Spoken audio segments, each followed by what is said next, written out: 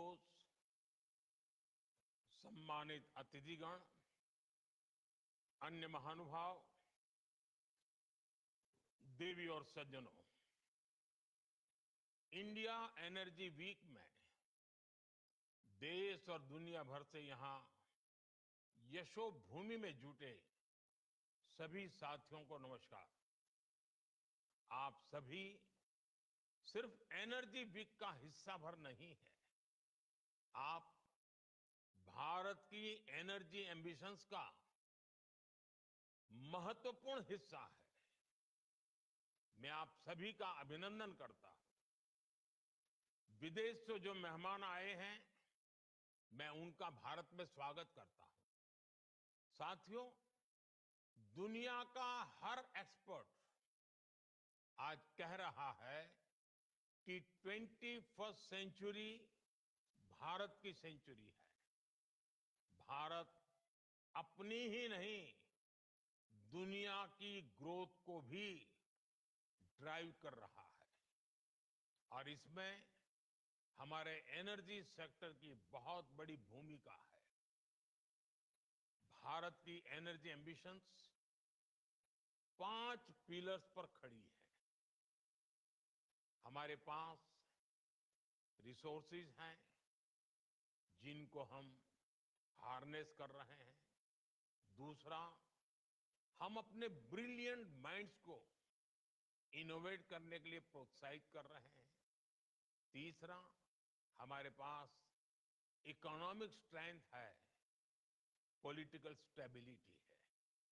चौथा, भारत के पास strategic geography है जो एनर्जी ट्रेड को ज्यादा आकर्षक और आसान बनाती है। और पांचवा, भारत ग्लोबल सस्टेनेबिलिटी के लिए कमिटेड है। इससे भारत के एनर्जी सेक्टर में नई संभावनाएं तैयार हो रही है। साथियों, विकसित भारत के लिए अगले 2 दशक बहुत अहम है और इसमें आने वाले 5 साल में हम अनेक बड़े पड़ाव पार करने वाले हैं। हमारे बहुत सारे एनर्जी गोल्स 2030 की डेडलाइन के हिसाब से अलाइन किए गए हैं। साल 2030 तक हम 500 gigawatt renewable energy capacity add करना चाहते हैं। साल 2030 तक भारतीय रेलवे ने नेट जीरो कार्बन एमिशन का टारगेट रखा है। साल 2030 तक हम हर साल 5 million metric ton green hydrogen कर सके, ये हमारा लक्ष्य है। हमारे ये टारगेट्स काफी एम्बिशियस लग सकते हैं, लेकिन बीते 10 साल में जो भारत ने हासिल किया है, उससे ये विश्वास पैदा हुआ है कि ये टारगेट्स भी हम जरूर हासिल कर लेंगे। फ्रेंड्स, बीते 10 साल में भारत 10th लार्जेस्ट से 5th लार्जेस्ट इकोनॉमी बना है। बीते 10 वर्षों में हमने अपनी सोलर एनर्जी जनरेशन कैपेसिटी को 32 टाइम्स बढ़ाया है। आज भारत दुनिया का तीसरा सबसे बड़ा सोलर पावर जनरेटिंग नेशन है। हमारी non fossil fuel energy capacity 3 गुना बढ़ी है।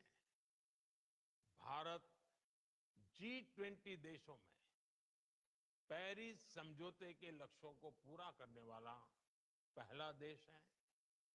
भारत कैसे अपने लक्ष्य समय से पहले प्राप्त कर रहा है, इसका एक और उदाहरण है इथेनॉल ब्लेंडिंग। आज भारत 19% इथेनॉल ब्लेंडिंग कर रहा है। इससे फॉरेन एक्सचेंज की सेविंग हुई है और सब्सटेंशियल फार्मर रेवेन्यू जनरेट हुआ है। साथ ही CO2 एमिशंस में सिग्निफिकेंट कट भी आया है। हम अक्टूबर 2025 से पहले ही 20% इथेनॉल मैंडेट अचीव करने की राह पर है। आज भारत की बायोफ्यूल्स इंडस्ट्री तेजी से ग्रो करने के लिए तैयार है। हमारे पास 500 मिलियन मैट्रिक टन्स का सस्टेनेबल फीडस्टॉक है। इंडिया की G20 प्रेसिडेंसी के दौरान ग्लोबल बायोफ्यूल्स अलायंस बना और लगातार एक्सपांड हो रहा है। इससे 28 नेशंस और 12 इंटरनेशनल ऑर्गेनाइजेशंस जुड़ चुके हैं। ये वेस्ट को वेल्थ में ट्रांसफॉर्म कर रहा है और सेंटर्स ऑफ एक्सीलेंस सेट कर रहा है। साथियों, भारत अपने हाइड्रोकार्बन रिसोर्सेज के पोटेंशियल को पूरी तरह से एक्सप्लोर करने के लिए निरंतर रिफॉर्म्स कर रहा है। बड़ी डिस्कवरीज और गैस इंफ्रास्ट्रक्चर के व्यापक विस्तार के कारण हमारा गैस सेक्टर एक्सपांड कर रहा है। इससे हमारे एनर्जी मिक्स में नेचुरल गैस का शेयर बढ़ा है। भारत अभी 4th लार्जेस्ट रिफाइनिंग हब है और हम अपनी कैपेसिटी 20% तक बढ़ाने में जुटे हैं। साथियों, हमारी जो सेडिमेंट्री बेसिन्स है, इसमें कई सारे हाइड्रोकार्बन रिसोर्सेज मौजूद है। इनमें से कई का पता चल चुका है और कई ऐसे हैं जिन्हें खोजा जाना बाकी है, जिनका एक्सप्लोरेशन बाकी है। इंडिया का अपस्ट्रीम सेक्टर और आकर्षक हो, इसके लिए सरकार ने open acreage licence policy OALP बनाई है। एक्सक्लूसिव इकोनॉमिक जोन को खोलना हो या सिंगल विंडो क्लियरेंस सिस्टम बनाना हो, सरकार ने इस सेक्टर को हर तरह से मदद दी है। Oil fields regulation and development act में हुए बदलाव के बाद अब स्टेक होल्डर्स को पॉलिसी स्टेबिलिटी, एक्सटेंडेड लीजेस और इंप्रूव्ड फाइनेंशियल टर्म्स की सुविधा भी मिलेगी। सरकार के इन रिफॉर्म्स के कारण समुद्री क्षेत्र में ऑयल और गैस रिसोर्सेज की खोज करने, इनका प्रोडक्शन बढ़ाने और स्ट्रेटेजिक पेट्रोलियम रिजर्व्स को मेंटेन करने का काम आसान होगा। साथियों, भारत में कई डिस्कवरीज और बढ़ते पाइपलाइन इंफ्रास्ट्रक्चर के कारण नेचुरल गैस की सप्लाई बढ़ रही है और इसी कारण आने वाले समय में नेचुरल गैस का उपयोग भी बढ़ने वाला है। इन सारे क्षेत्रों में आपके लिए निवेश की बहुत सारी संभावनाएं बन रही हैं। साथियों, आज भारत का बहुत बड़ा फोकस मेक इन इंडिया पर है, लोकल सप्लाई चेन पर है। भारत में पीवी मॉड्यूल सहित अनेक प्रकार के हार्डवेयर की मैन्युफैक्चरिंग के लिए भी बहुत संभावनाएं हैं। हम लोकल मैन्युफैक्चरिंग को सपोर्ट कर रहे हैं। 10 साल में भारत की solar PV module manufacturing capacity का विस्तार हुआ है। ये क्षमता 2 गीगावाट से बढ़कर करीब 70 गीगावाट हो गई है।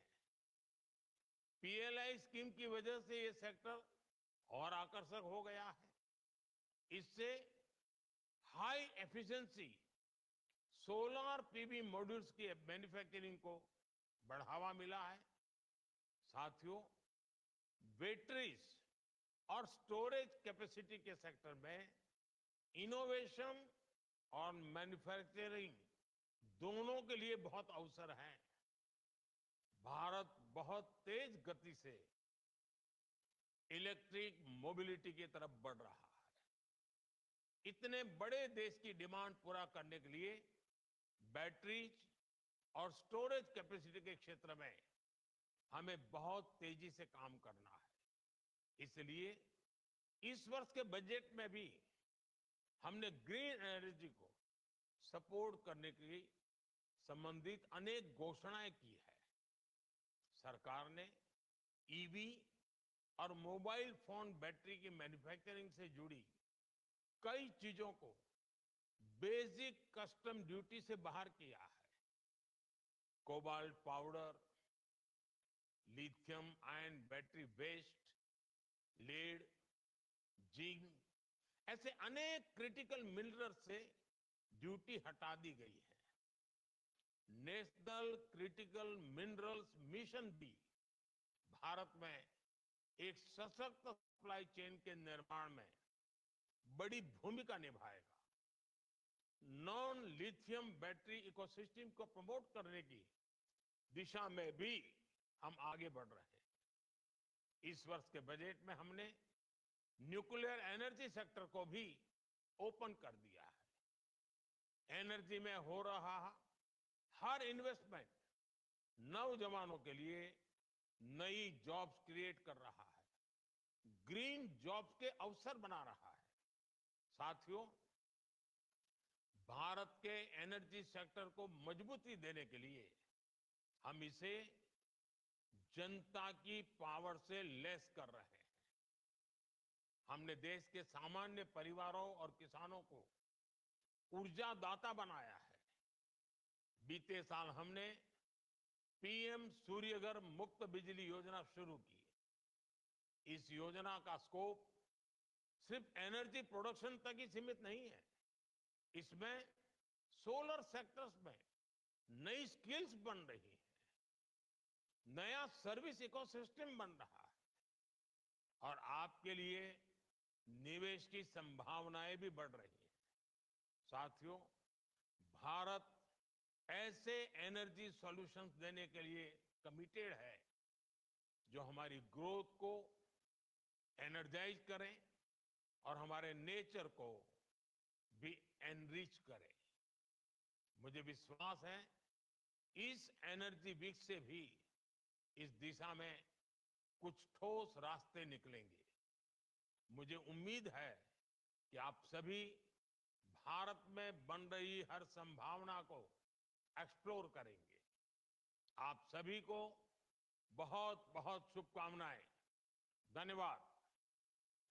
तो इंडिया एनर्जी